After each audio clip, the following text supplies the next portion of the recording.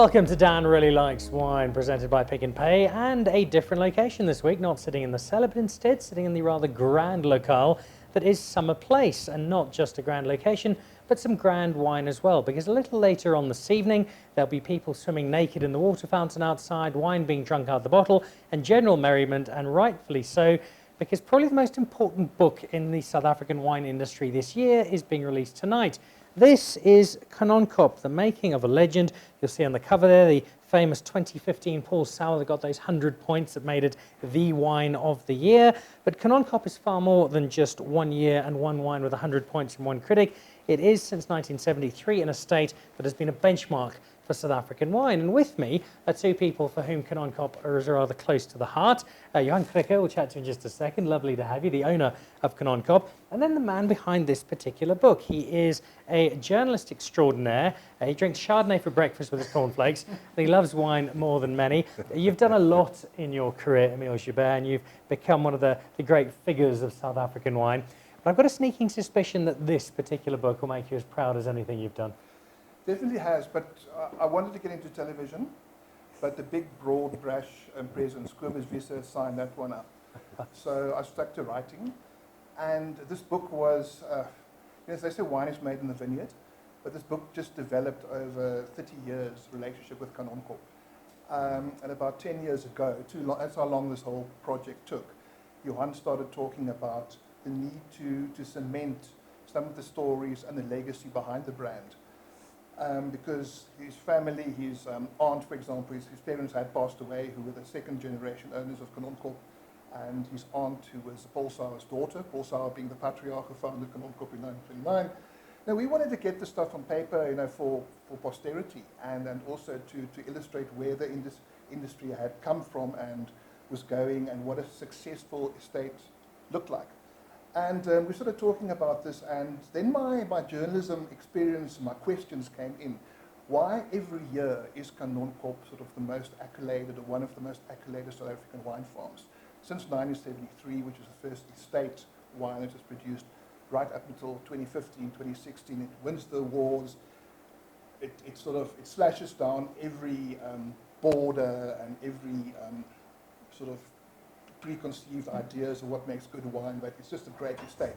And I wanted to ask those questions. What causes consistency, and what resulted in the status it has? You've had a look at the book now, Johan. Are you happy with the story of Kanonkop? Yes, I think Emile has been quite a bit of flattering. It's like in life, everything is finite. And in the case of good Kanonkop wines as well, some of the time it goes by sell by date. And all the people that had a major impact on Kanonkop, we're all getting, myself included, we're all getting to our sell by date. And the idea was basically to capture the people, the history, before we lose all this valuable inputs that were made, that weren't made. And so we've been capturing that, and I think Emile has done a stunning job, really. Much more than we expected to get out of this book. When you look back on your own story with Kanonkop, it's something that's incredibly close to your heart. What's your favourite story that comes out of this book? Passion. Passion. That's all it is about. Wine is about passion. And there's plenty of it there, as there is with you, Emile. You're as passionate a member of our wine community as we have. You mentioned Bill Clinton being kept out. What else pops up in here that's particularly fun, and something that perhaps you didn't know at all about Kanonkop? What I didn't know was that, today, I think you've covered this, we've got this big thing about old vineyards, and you cannot make a decent wine from a vineyard that wasn't around 10 years before Jan van Riebeeck arrived at the Cape and hadn't been ploughed with carriages and this kind of stuff. But the very first wine from Kanonkop was a Cabernet in 1973. And the vines to make that wine, which is arguably one of our most stunning wines since we started bottling our own wines. And that was a 1973 cab. Yeah. It's still standing up freshly today. Yeah. It's long before its finite date. Oh. And those grapes are 4 years old. Those vines are 4 years old. Yeah. So, that just, wine, you cannot, that's why it's very dangerous in the wine world to knuckle something down and say you can only make great wine from such and such. You can this. So that kind of was one thing. Another thing was that the soils in Kanonkop were very acidic, being the broken granite and so forth. So Jan Boeland Coetzee, who rocked up there in 1969, he had to, well, he took it on himself to put some alkaline into the soil. So he put in 50 tons of gypsum into every hectare, and hectares up in the mountains. Yeah. So you want to know why he was such a sturdy rugby player, and why his lower half of his body looks so formidable in the book? It's from hauling off that gypsum all the time. But the thing really, Dan, which struck me is that the winemakers, we have really, Kanonkop's really blessed to have had 3 of the top winemakers at South Africa and of the world. Let's go back to that very first winemaker, because he was famous for 3 particular things: making extremely good wine, wearing extremely tight shorts, and also being a rather good rugby player, Jan Boeland Coetzee. Yeah, but that was the right fit for a red winemaker in the early 70s. And the fact that he played for the Boks as well, and being a flanker, was even more beneficial in promoting the Kanonkop brand as a beginning brand those days. So I think Jan was, besides being a stunning Bok flanker, he was a good winemaker, and that was the perfect fit for launching our brand locally. Except we always, or Kanonkop always lost sales in Pretoria when he clouted Naaspoorter or Pace Lawrence. You know, then the sales dropped for 2 weeks and things settled down and they would come up again. Hey, your first encounter with Kanonkop was meeting him. He showed you his old jersey, and you were a bit starstruck, weren't you? Well, totally. I'd actually come back from England, but we lived there for 4 years and I couldn't speak Afrikaans, believe it or not, Dutchman like me. And my dad said, "Now I'm going to take you to a place, you must stay there for a week. And this guy's English is much worse than your Afrikaans." That was Jan Boeland. So I spent a week on the farm with him, and you know, you can just, that was just after the Lions, although the fact that we lost against the Lions, he was still a formidable figure. So walking with him for the vineyards, then in the evenings, you know, you're going to look at his rugby jersey, Springbok rugby jersey. You know, those days rugby wasn't played every second day like it is today. It was a formidable experience. But I just wanted to tag on what Johan says. Once that starstruckness goes away and you get older, and you know, Jan was just an amazing character and a brilliant, understands geography and topography and terroir like few other people. And I think Beyers fed off that and Aubrey himself as well. Beyers Truder was the second winemaker. He had big shoes to fill in every sense, but we now look at him as one of the icons of South African winemaking. And it was through Kanonkop that he really found his winemaking feet. Yeah, my father actually stumbled upon Beyers one evening in a restaurant in Stellenbosch, and he just completed his winemaking studies at university, and he fell into Jan's shoes and been extremely successful. He never made Specifically more. Yeah, he never made wine before he got to Kanonkop. That was He his had all the very papers first- Yeah, and so forth. first gig. Yeah. He was working for the Deciduous Fruit Board or something. Yeah. And he told me that when he got the job, it was fantastic because he goes for this interview at Tannie Mary, Johan's mother, and his dad, Jannie, and his Paul's wives, and he gets offered a salary double what he was earning at the Deciduous Fruit Board. But then he gets this key, and he's got to open the cellar of a brand that has for 6-7 years been captivating the market. And he said he was too scared to open that cellar for 3 weeks until eventually he didn't know what to do, you know. And he opened it up and things started going. And it's fantastic, just a fantastic story and history to be part of. No, Beyers brought a different type of energy as well. You know? His approach and his background was arguably a little bit different to Jan's. But again, at that stage, the perfect winemaker for the early 80s. Aubrey, and you've now got a label that is arguably as influential as it has ever been, Johan. Your 2015 Paul Sauer is the icon of recent times, but you have, very proudly, an estate that is the benchmark in South Africa. All sweat and tears.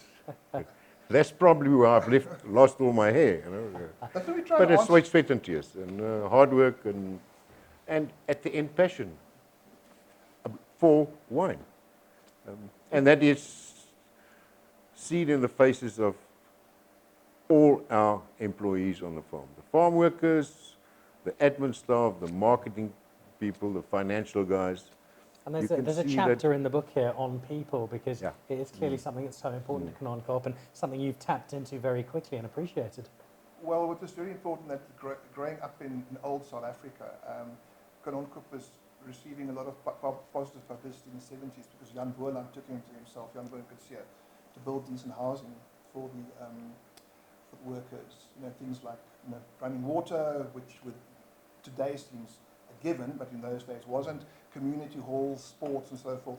So it's always been a very progressive farm without forcing it, and it's produced people who are, I mean, Frikkie Ilias, who I went crayfishing with Jan Boerland back in 1974, still on the farm today, comes to help out. You've been very generous here, Johan, with some wonderful wine. What are we tasting first up? We're going to start off with a 25-year-old Kanonkop Paul Sauer. That's older than me. And what is in this as the Paul Sauer 1994? It's a blend. It's approximately 70% Cabernet Sauvignon, 15% Cabernet Franc, and 15% Merlot, and it goes into barrel, French oak, new oak barrels for about 24 months. This wine, 25 years old, it's a great wine. It's a stunning wine. It's nice, soft, and elegant. A little bit of nutty flavors on it, but it stood the test of time and good for another 20 years. I think this wine is a spot-on example as to why we are seen as, South Africa is seen as one of the, or possibly the new world wine country, which harks back to the old world the most. I mean, there's really a refinement. I'm struggling to stick away from the wine descripting cliches here, Dan, so help me. There's definitely a long kind of refinement and almost a fresh lightness in the wine. And that carries through some of those black fruits, mulberries, bit of tobacco. But I think what puts out, it's got a 70% Cabernet, what distinguishes South African Cabernet from that of other countries is really the region in which it grows. It does give it that kind of feinbos, brush-like character, especially on the back palate. And you know, to age like this so well, to 25 years to me is just imagining. I wish I could age that well. I'm going to go far more technical than you. This is a recent Demi Moore wine. You know it's just a certain age, but you certainly never say it was. I haven't seen any of those movies for a long time. Oh. Yeah. But the other amazing thing that Kanonkop turns things around, but these grapes are actually grown on, I'm allowed to say, some of the poorest soils on the farm for viticultural soils. You drive into Kanonkop on the right, there was basically a patch where sheep were grazing and fruit orchards were grown. I think Bayers planted those vines in the 80s, Cabernet Franc and Merlot, and it's it's alluvial, more sandy soils than those typical red granites you find up in the mountains, and they've made banks to stop the roots from growing too vigorously, so you minimize the yield. And if any viticulturist really looks at that soil, he would think, you know, it's like box wine, column bar, 40 tons a hectare. Yeah. Kanonkop's turned it around by being able to produce a wine like this, and that's why still where the wines are produced. So you're basically growing wine on a track that's day 5 in Kolkata. Yeah, exactly. And still bringing out something that's quite so impressive. Yeah, exactly. And another thing with Kanonkop is the consistency in well, my understanding of winemaking is very ordinary, but consistency in the production methods. You know? Manual punch rounds, new wood, bottle aged correctly. And this, as Johan says, the frustration of any new winemaker arriving in Kanonkop is don't reinvent the wheel. You stick to that recipe. But I have to get back to your comment about Demi Moore. Yeah, your eyes definitely peaked when I mentioned her name there, Johan. There's another famous film actress. Yes. In actual fact, I think she's now about 80 years old. Okay. Still stunning. Yes. And to be a bit more descriptive, at 80 years old, she's still got structure and she's still got elegance. Yes? About 80 years of age now. Where would Stunning looking. Meryl Streep would be about 80? Not Elizabeth Taylor, Sophia Loren. Sophia Loren. So if I can capture all the elements of Sophia in a bottle of wine, I've got what I want. Happy. All right. I will be happy. I'll happily go with your Sophia Loren, and I would drink this happily all day long, but we do have some more to try out. So this is the 1994 Paul Sauer. What's next? What we're going to try now is a Cabernet Sauvignon 2015. Slightly more structured, but more tannic, more of a red meat wine. And this would have been the same Cabernet Sauvignon that went into the Paul Sauer that got such a claim? Yeah. All right. I think South Africa should be looking at making Cabernet its signature red grape. It is one of the world's magnificent cultivars and recognized throughout the world. Napa, Bordeaux, Australia, Kanonkop Valley and so forth. So if you've got to fish where the fish are, everybody's always talking about what can we do to be different and put a sign and a fingerprint on South Africa's wine DNA. Why try new and different stuff? Play to your strengths. Yeah. Play to the world's strengths. And Cabernet, you can make good Cabernet, people know you make great wine in any case. So the whole industry will feed off our recognition for Cabernet. And Stellenbosch itself is making a big play at the moment as ground zero for Cabernet in South Africa. And Kanonkop being one of the leaders because that's the very first wine that you guys make. Yeah. Do you still have any of that very first vintage, 1973? A few bottles, which we could probably share, but that will be on the property. All right. Well, I'll tell you what I'll do. We'll get down and we'll come and visit because I haven't actually been to Kanonkop before, which is unforgivable. But I will make it my next wine mission to get down and to come and raid some of your vintages, but also just tap into what I've already seen in the book, which is a place of such passion and such love for the making of wine. You obviously do it really well, but you do it because you love it, and your team's exactly the same. So you've got a slightly older one. You've also got a slightly different label. What's with the black label here? This is a Kanonkop Black Label Pinotage. It's actually the brainchild of cellar master Aubrey. It sells for close on $2,000 a bottle locally, about $200 in the States. £4. You could take. But it's an experiment that Aubrey did in the cellars. The grapes comes from our oldest vineyard on the property. Now it's close on 66 years old. He experimented with this, and then he said to me, I've got this stunning wine from this specific block area. Shouldn't we just bottle 500 to 1,000 bottles, and then we see what happens? And we did it for 3-4 consecutive vintages, and we didn't know what to do with the wine. So this wasn't a wine that was created in the boardroom. It was another experiment of which we still do every year. Eventually we decided we're going to just call it Kanonkop Pinotage, but we're going to slap a black label on it.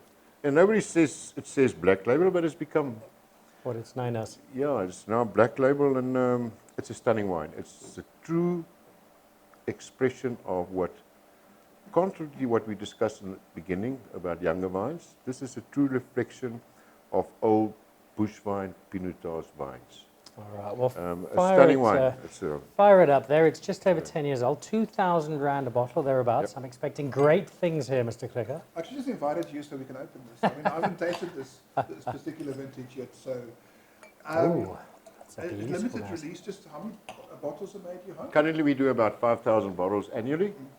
Yeah, It's got a sort of we lovely can't make more of it. dark fruit jam nose. It's not. This is the wine for me.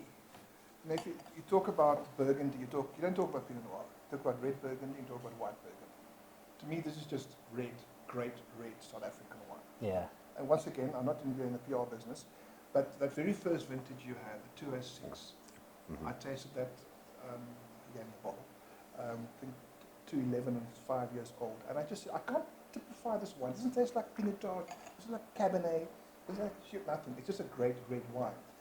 And with the brand, the great branding, it's built up a huge reputation. Because to be taken seriously in the wine world, you've got to make wines that you can sell at decent prices. You can make the greatest car in the world, but if you sell it for $30,000, it's going to go nowhere. So you have to Back yourself. play right up there and Yeah. back yourself. I think this and the uptake of this wine has shown that, and with the the contentious, divided wine critic world sort of come together, and I've never seen this get a bad press right up anywhere. All right, well, here we go. 2008. This is the Black Label Kanonkop Pinotage, 2,000 rand a bottle. You also pick up that slight Pinot Noir note on the nose. I have to be honest, this is undrinkable. I'll take it all off your hands for 200 rand a bottle and to help you get rid of it. Give it a Stavros. Oh, And I think what I love most about it is that Pinotage in certain spaces has developed a reputation of being sometimes a slightly difficult wine to drink. It's not always everybody's favourite, but this, as you say, is just an absolutely lovely red wine. I think what happens with the old vineyards and the lower yields, the smaller barriers, it gets a natural sort of elegance. You don't have to look for special wood or a special vinification process. It gives you a natural balance between acid and fruit. And to me, this wine is really, that's the silkiness of it. I mean, when I tasted the Albury, the average Pinotage and the Cabernet from Kanonkop is great and so forth, but I find a texture on this, which really lives up to that sort of, and to me, you guys are going on about, but to me, this would be Kim Basinger. You know, you don't want to, you're not going to mess around with it. You're giving away your age. And it's going to give you a lot of pleasure, but you've got to handle it with kid gloves. All right. No ice picks around. Kim Basinger, big actress my parents loved, so a lovely, it's a delightful wine, as have all three been, and that's completely expected because since 1973, Jan, you've been producing in the States some magnificent wine, and I think what this book does is tell the story not just of Kanonkop, but it tells such an important story of South African wine, because the Kanonkop chapter is a really important part of the story we're able to tell of us as a winemaking country. So thank you, Emile, for creating this. I've read it in bits and pieces. I'm going to sit down on my flight tomorrow and devour it as a whole, as I devour Kanonkop wine really, really happily. If you don't believe just how dedicated Johan is, that shirt last week was white, but he's been doing a lot of red wine tasting ever since, and it plays out beautifully. Best of luck with the book. Very quickly, it is on sale now, Emile? We've got a very regimented marketing department at Kanonkop. At the moment, this is the week it rolls out. It's the cellar at the moment, but from next week onwards, it's going to be online, and there's a couple of retail stores, including featured Pick and Pay outlets. All right, so there we go. Not just your wine at Pick and Pay, including, if you're at the Pick and Pay at On Nickel, they've got the 2001 Pinotage Magnums at 5,000 rand a go. Best buy in the store at the moment, I reckon, but also copies of the book. Johan, enjoy the launch tonight, but more importantly, keep giving us fantastic wine, keep doing wonderful things with South African wine. Emile, keep writing great books, and keep telling us about the wine the way you do, because you've got an inimitable voice, and it's one we really value in South Africa, so thank you. Thanks one to no one. Cheers. Well, there we go. There we go. Cheers, guys. Cheers. Some Cheers. lovely, lovely wine Cheers. from Nice talking. Kanonkop. And if you want a final word on it, in France they call the estates that are the very best, the absolute premium, the first growths. This is very much South Africa's first growth. Kanonkop, cheers.